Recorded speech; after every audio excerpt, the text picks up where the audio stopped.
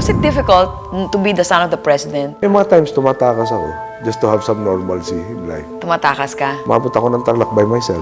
Oh, nagbubus ka? Anong ginagawa mo? Nagda-drive ka? Meron mga coaching na gamit nun.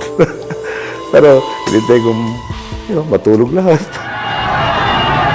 Minanaman ni Cory ang laban ni Ninoy, labag sa loob ng kanilang mga anak ang pagtakbo niya bilang presidente noong 1986. Like the rest of my sisters, no? Parang, bakit ikaw ang bubunggo kay Marcos? No?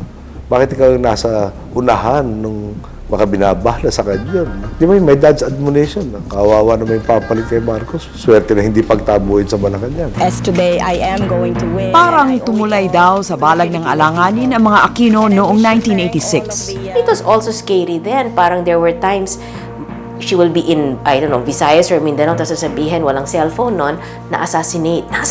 Parang yung heart mo talagang kabog-kabog na naman. Then, it will take hours before you find out, okay pala siya, she's in this place. During the snap elections, most of my mother's security detail, bluff no? May clutch bag, may bote ng coke sa loob, t-shirt, tuwalya, gano'n. Para bubukol-bukol yung bag. That I will faithfully... Sabi ni Noynoy, karamihan daw sa kanilang kinatatakutan ay nagkatotoo nang makarating na sila sa Malacanang. Una sa lahat ang panganib na di na muling babalik sa barracks ang militar, oras na makatikim ng kapangyarihan. Yun daw ang thesis ni Ninoy sa Harvard at sa Massachusetts Institute of Technology. My own son was shot. Si Noynoy mismo ay nakatikim ng bala mula sa mga sundalong gutom sa kapangyarihan sa isang kudeta noong 1987. Pabalik sa palasyo mula sa bahay ng kanyang girlfriend, naharang ang sasakyan niya ng mga rebelding sundalo na lumusob sa Malacanang. Pagkatapos makipag-usap, pinaulanan daw sila ng bala ng mga rebelde. I got hit in the first volley. I think it passed through here. So I have a bullet in the neck here. I had 3 bullet wounds here. Kasi my hands were upraised. So dali.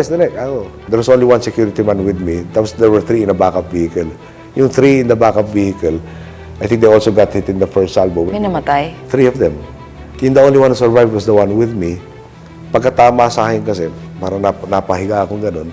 Sinampahan niya ako sa taas. Yung dugo kasi was spurting like sa garden hose. At least 3 bullet holes Oh my gosh. Ito parang mainit yung sensation.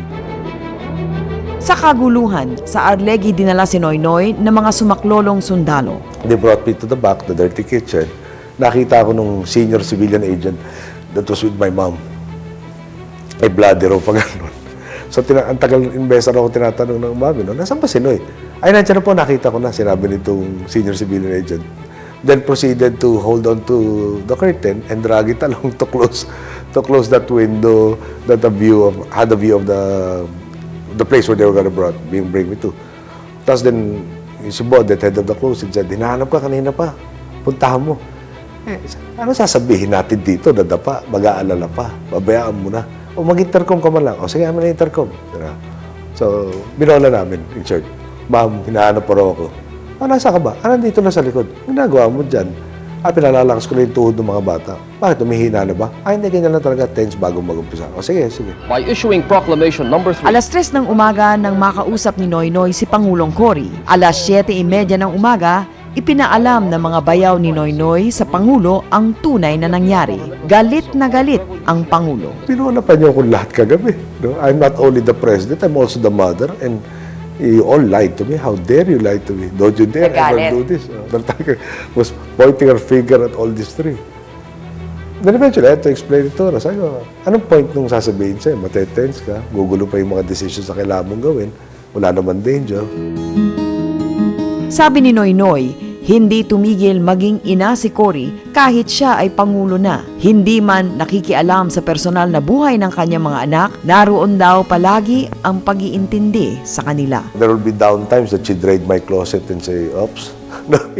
I had shirts kasi that were a major operation when they washed because it was so threadbare. But sobrang comfortable and she really couldn't stand it. Oo. Siguro 4 or 5 times while she was president, naghahabol lang kami, she'd inspect it, give it para gawin basahan. Hahabulin ko naman, teka muna, kunin na lang yung tumbago, amin na yan. Nahirapan si Noynoy sayawan ang buhay ng isang presidential son. Apektado ang profesional at personal niyang buhay. My training kasi is marketing. I was in the private sector. I was relegated to finance para back room. Hindi, parang walang undue influence on anybody raw. I sell to somebody, I'm the son of the president, how could they get refuse aspect? Parati sinasabi, you have to be like Caesar's wife. Para bang pressure cooker? Oo. Di ba, you had 28 newspapers who were operating on negativism cells. Who would come out with a headline na babawiin, di ba? 5 days later in an inside page. At sabi nga ng mga kapatid mo, they could hardly wait to get out of Malacanang. Ikaw rin? Oo. Bakit? Alam pati kung sino liligaw mo, parang may vote of confidence at hindi. Parang gano'n. Parang dami nakikialam. Binata pa rin ang senador kahit madaming napabalita ng girlfriend noon.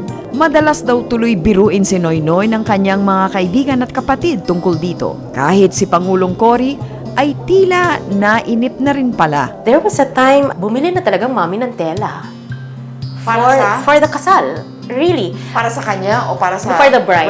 Kasi mom and Bolsy nagbiyahe na nakita itong magandang fabric. And sabi na, ay, ang gandang pangkasal. So, binili na ng mom yon. I won't name the girl. I know her and she's married now. Pero binili for her. Tapos, hindi nga natuloy. And I would joke. Kasi sabi ko, I think the tela was white. Sabi ko, ay, off-white na yung theme ni Noy. Tapos, nung tumagal pa, medyo nasa yellow na tayo ngayon. Ngayon, medyo brown na yata kasi medyo matagal na. So, pretty soon, baka butas-butas na yun. Nakain na naman. I don't know. Pero kahit ayaw ang politika, ginusto rin pasukin ito ni Noynoy. May mga naguudyok sa kanya noong nasa pwesto pa ang kanyang ina. Sinabi ng mom, Noy, hindi ka na nahiya. Presidente ang nanay mo, kakandidato ka. Sinabi na lang na ginamit mo yung posisyon ng nanay mo. At kaya ka kung manalo ka man, kaya ka nanalo. Magantay ka na pag hindi na ako presidente. 1992, ma'am, pwede na ba ako? Noy naman, maawa ka sa mga kapatid mo. Ngayon lang sila makakapahinga, kakandidato ka. Tsaka na, 1995, ma'am, baka pwede na ngayon, nakapahinga na. And that was the third term of her brother Peping and my dad's uncle Hermie. Sabi niya, Noy, mahiya ka sa mga taga-Tarlac. Nasa first district, yung tiyo mo, yung lolo mo, nasa third. Ikaw sa second. Hindi bali silang dalawa, hindi silang magkamag-anak. Ikaw kamag-anak mo silang dalawa. Puro na lang kamag-anak natin ang nandyan. Parang wala nang ibang tao sa Tarlac. Mahiya-hiya ka. Okay, good son, obey. 1998, kumandidato at nanalo si Noynoy bilang congressman ng Tarlac. Sinuportahan siya ni Pangulong Cory. Tahimik niyang natapos ang kanyang 3 termino. Nakatulong siya bilang isang vice chairman ng Human Rights Committee sa mga investigation.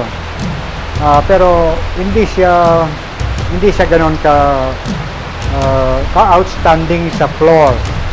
Pero compare mo naman kay Gibo, si Gibo naman di rin nagsasalita sa floor. Sa 21 bills na isinulong ni Noynoy sa Kongreso bilang principal author, walang naisabatas kahit isa. Sa 124 na panukala na kasama siyang co-author, 22 ang lumusot. Sabi niya, hindi naman tayo kailangan mag-file ng napakaraming bill to compete with the others. Pero yun naman trabaho ng nasa legislatura. Hindi ba yung check and balance equally important? It's not really just the number of laws you filed or the bills you filed and the laws you passed, no?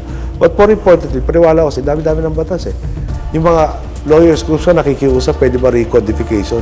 Nagkakaroon na ng confusion sa dami ng amendments, mga na-repeal, etc. Sila nahihilo na Sabi ni Galang, sa Kongreso niya nakilala ng lubos ang kababata. Tutok daw si Noynoy sa trabaho at madali kausapin. Kaya hindi mahirap siya dalhin Kasi tama at mali lang naman pinag-usapan dyan right or wrong, black and white.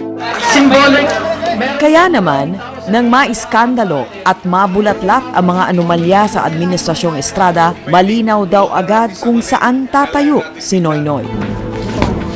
Sa huling termino ni Noynoy sa Kongreso, itinalaga siyang Deputy Speaker for Luzon. Binawi sa kanya ng liderato ang pwesto dahil sinuwag niya ang administrasyon. Bumoto siya para ma-impeach si Pangulong Arroyo.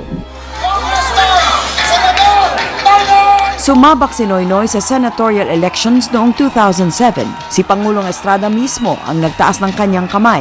Marami ang hindi makapaniwala na lilinya si Noynoy sa grupo ng kauna-unahang presidente ng Pilipinas na na-impeach at nakulong sa kasong pandarambong.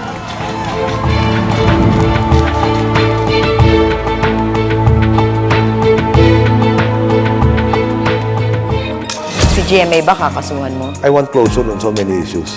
And she seems to be either directly, peripherally involved in so many of this.